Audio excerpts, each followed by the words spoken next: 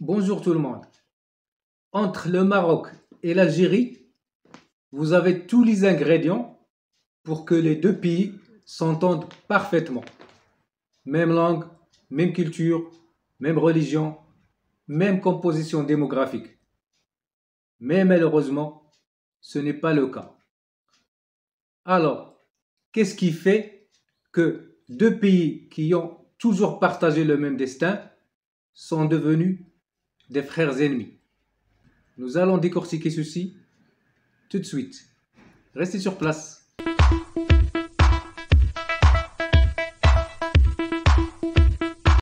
Pour comprendre les origines des sentiments de répulsion entre le Maroc et l'Algérie, et qui n'ont commencé qu'au lendemain de l'indépendance des deux pays, on ne peut les délimiter que dans deux points essentiels.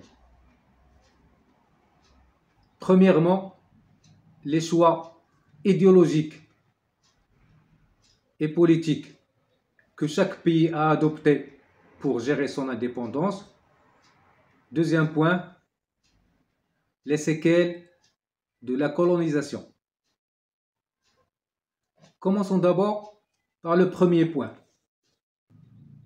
Si le Maroc est resté fidèle à la vocation monarchiste qui a toujours caractérisé l'Afrique du Nord, non seulement depuis 12 siècles comme certains prétendent, mais bien avant avec les rois amazirs, notamment Yugurten, alias Yugurta, Yuba, alias Juba, Massensen, alias Massénissa. L'Algérie, de son côté, elle a opté pour le régime républicain qui était à la mode, car elle voyait que le régime monarchiste est rétrograde et que le régime républicain lui permettra de sortir du sous-développement, même si de nos jours, le temps a démontré l'inverse. Du point de vue idéologique, le Maroc a opté pour une économie libérale ou économie de marché et s'aligne donc aux côtés du bloc de l'Ouest.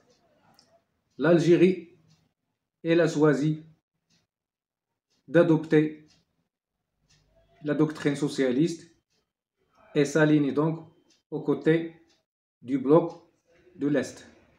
Mais quoi qu'il en soit, cette divergence idéologique et politique aurait pu ne pas susciter la haine entre les deux pays, si ce n'est le deuxième facteur qui réside dans les séquelles de la colonisation.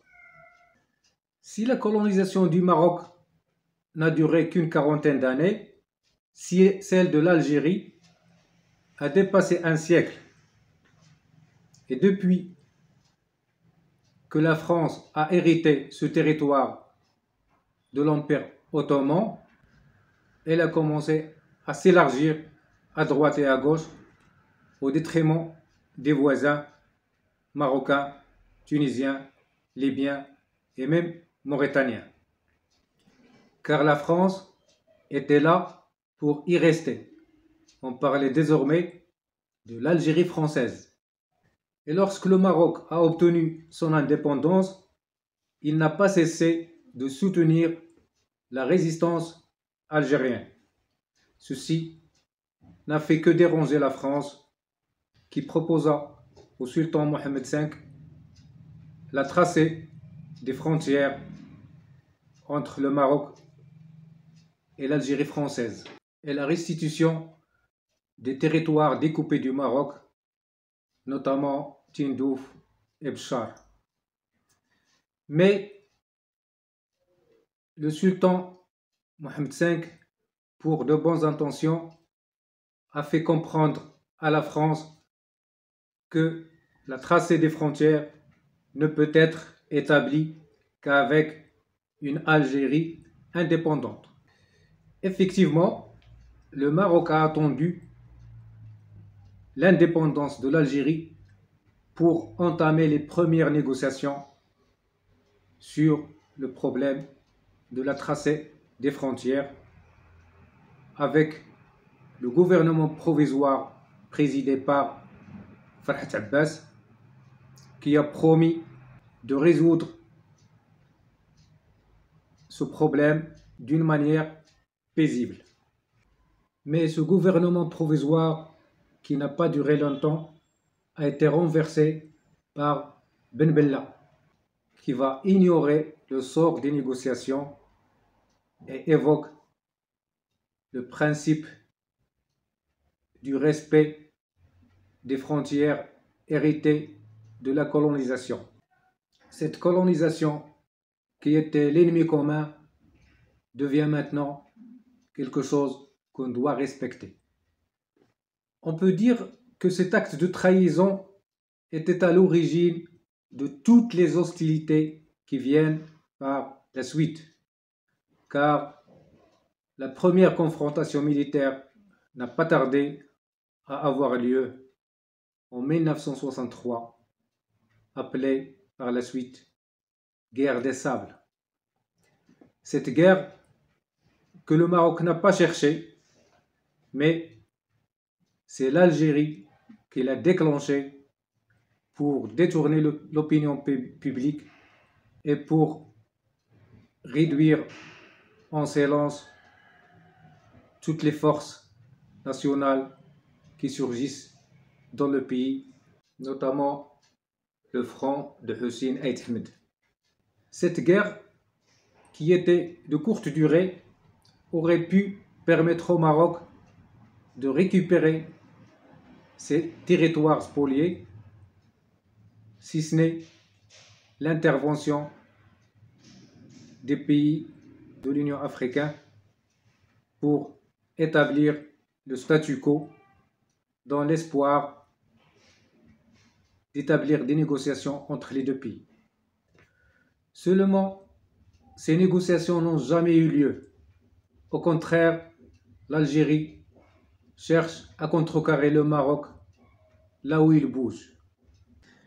Et lorsque ce dernier a organisé en 1975 la Marche verte, en envoyant 365 000 Marocains pour récupérer les provinces du Sud colonisées par l'Espagne, l'Algérie, sous la présidence de Boumedienne, qui lui-même a renversé Ben Bella, a riposté par expulser le même nombre de Marocains vers les frontières marocaines en plein Eid Kbir, sans aucun respect de la dignité humaine.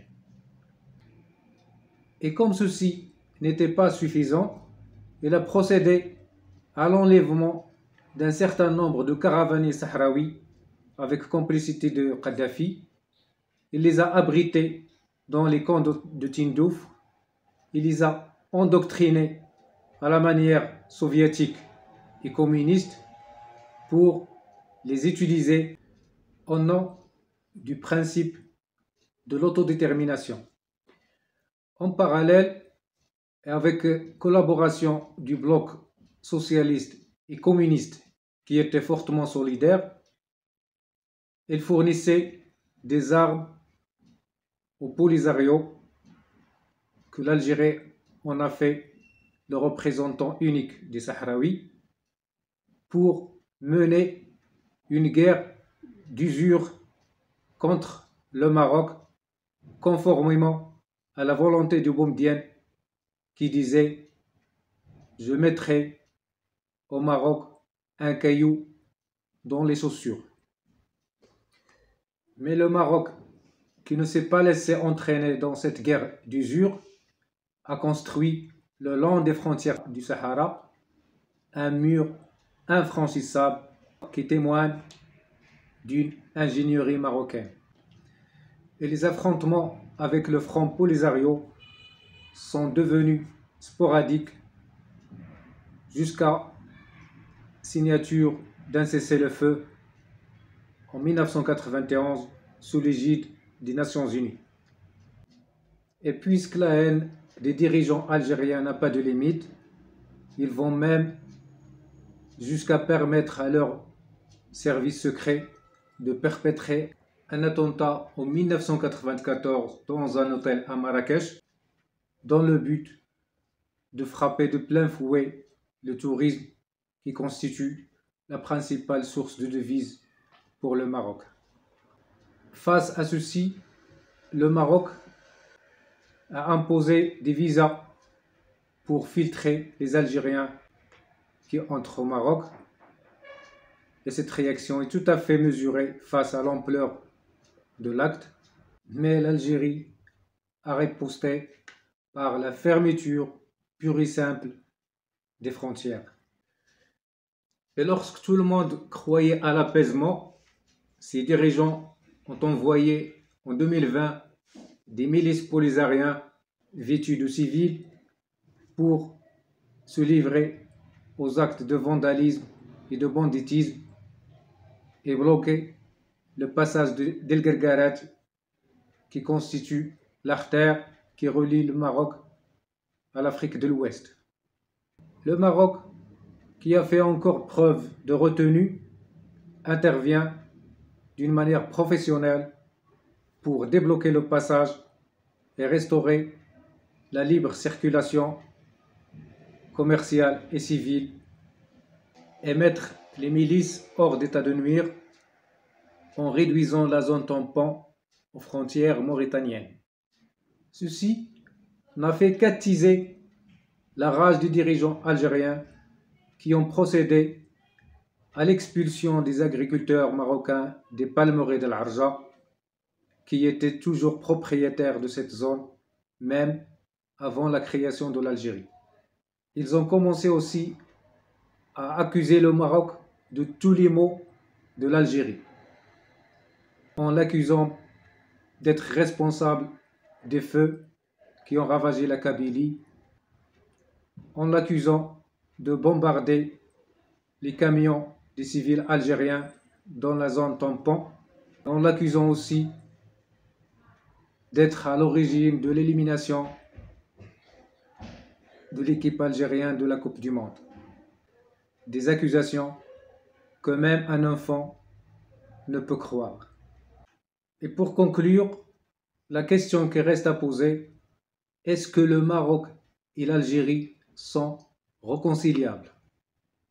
Si vous posez cette question à n'importe qui, le plus optimiste vous répondra négatif. Tout simplement parce que les dirigeants en place en Algérie ne sont pas issus du Front de libération nationale qui ont combattu aux côtés des Marocains, mais issus des Harkis qui ont tué leurs frères algériens et qui ont servi le colonisateur et continuent à nos jours de servir ses intérêts dans la région. Ceci est toujours perceptible quand on constate que ce régime est impitoyable envers les citoyens algériens et devient mou et affectif envers le colonisateur. D'ailleurs, de grands intellectuels ont déjà prédit ceci, à l'image du feu Reda Gdira, qui était conseiller de Sa Majesté Feu Hassan II. Écoutez ce qu'il a dit. Les idéologies algériennes et marocaines sont totalement différentes aujourd'hui. Et je crois qu'ils le resteront malheureusement encore assez longtemps. Sa Majesté a été l'un des premiers à s'efforcer et à s'attacher à la création de l'UMA, l'Union du Maghreb arabe.